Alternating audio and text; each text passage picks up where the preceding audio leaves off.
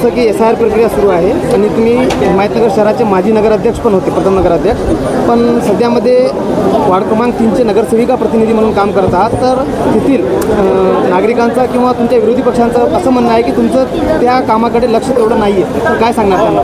100% लक्ष आहे, त्याच्यामध्ये वादच नाही. आम्ही आमच्या वार्डामध्ये जे BLO आहे त्याच्या आम्ही सतत संपर्कात आहे. आणि प्रथमतः आमची तहसीलदार मॅडमसोबत बैठक झाली होती.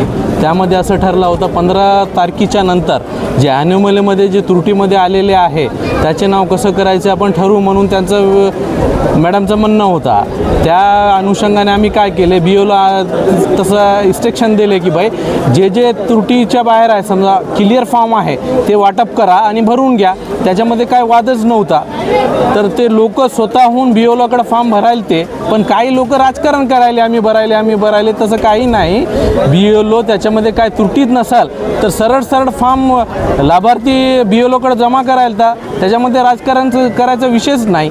आणि त्रुटीचा विषय होता तर आमची पहिलेपासूनच 16 तारीख ठरली होती. मी अध्यक्ष सर्व आम्ही नगरसेवक आहे की नाही असं ठरवलं होते की 16 तारखेला कॅम्प घ्यायचा. म्हणजे मेन मुद्दा तेच आहे की ज्या लोकांचा त्रुटीमध्ये फॉर्म आलता तेच भरून घेणे महत्त्वाचं आहे. पहिले कॅम्प घेणे ते महत्त्वाचं नव्हतं. आता 16 तारखेच्या नंतर जे त्रुटीमध्ये जे फॉर्म आलते ते भरून घ्यायचं ते मेन आहे. आज तहसीलदार मॅडम इथं व्हिजिट केले, 3 तास इथं बसले, पूर्ण लोकांचं समाधान झाला. अद्याप पण तहसीलदार मॅडम इथं बसून आहे, 5 वाजतापर्यंत टाईम दिले. अजून आमचा कॅम्प जे आहे उद्यापर्यंत चालणार आहे, उद्या बी घ्या, अजून 2 दिवस चालत. आणि ज्या ठिकाणी आता आमचे इथं BLO म्हणजे 134 ते 149 पर्यंत प्रत्येक वार्डाचा BLO बसून आहे, जेणेकरून कोणत्याही माणूस इकडं तिकडं फिरायची गरजच नाही.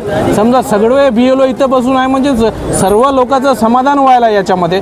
आणि विशेष म्हणजे जे कॅम्प आहे आपला, कुणाला कुठं फिरायची गरज नाही. नगरसेवकाची सिग्नेचर लागली तर तात्काळ इथं बसलेला आहे, BLO बसलेला आहे, त्याच्या सहकार्य करायला लोक बसलेले आहे, फॉर्म भरण्यासाठी लोक बसलेले आहे. कुठं फिरायची गरजच नाही. लोक फक्त राजकारण करायले, याच्यामध्ये बॅनरबाजी करायले. अरे बाई तुम्ही आता इथपर्यंत तुम्ही इतकं काम करत असाल तर तुम्हाला लोक घरी कशाला बसवले? तुम्ही काम लोकांचं नाही केले म्हणून घरी बसवले ना. आम्हाला लोकांना का निवडून दिले? आम्ही लोकांचं काम सतत करतात म्हणून लोकांना आम्हाला निवडून दिले. याच्यामध्ये CRमध्ये राजकारण SIRमध्ये राजकारण करण्यापेक्षा आहे की नाही समाजकारण करा. मुंबई, गोवा, दिल्ली, मुंबई जाऊन काम होत नाही. लोकांच्या इथं राहून काम करावं लागते. आम्ही सतत जनतेच्या सेवेमध्ये राहतात. याकरता लोक आम्हाला निवडून दिले. तुम्ही काम पडले याचा तुम्ही आत्मपरीक्षण करा पहिले, त्याच्यानंतर लोकांवर नाव ठेवा. जसं की तुम्ही म्हणले की 16 तारखेच्या नंतर तहसीलदार मॅडमनी सांगितले की जे त्रुटीमध्ये आहेत त्यांच्यासाठी कॅम्प घेण्यात येईल.